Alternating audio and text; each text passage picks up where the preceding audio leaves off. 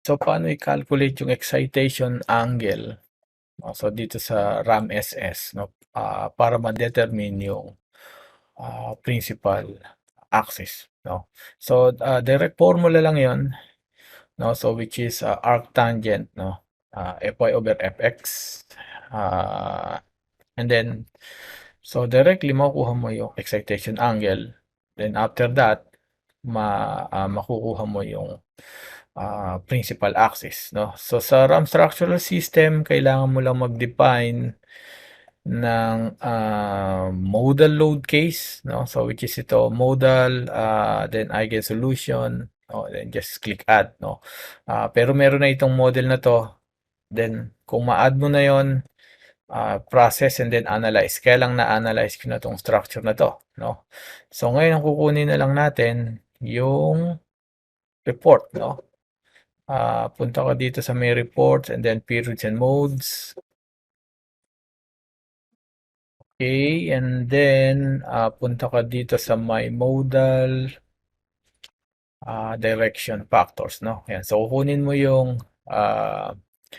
modal direction factors sa mode 1, no? So ayan, no, 52.87 sa Y and then 34.85 sa X, no? Ayun. And also, dito sa report na to, malalaman mo rin kung saan naging torsional mode shape yung structure, no? So, tinutune kasi natin yung structure na hindi maging torsional mode shape siya, no, sa first and second mode, no? So, in this case, sa mode 1, dominant yung Y direction, no? So, kaya towards Y yung yung unang movement niya, no? And then mode 2 X direction and then mode 3.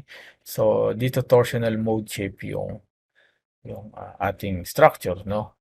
So pwede rin mo naman reviewin graphically, no? Process, results, and then mode shape. Okay, taasan natin yung scale. Okay, 400, apply, no? Ayan.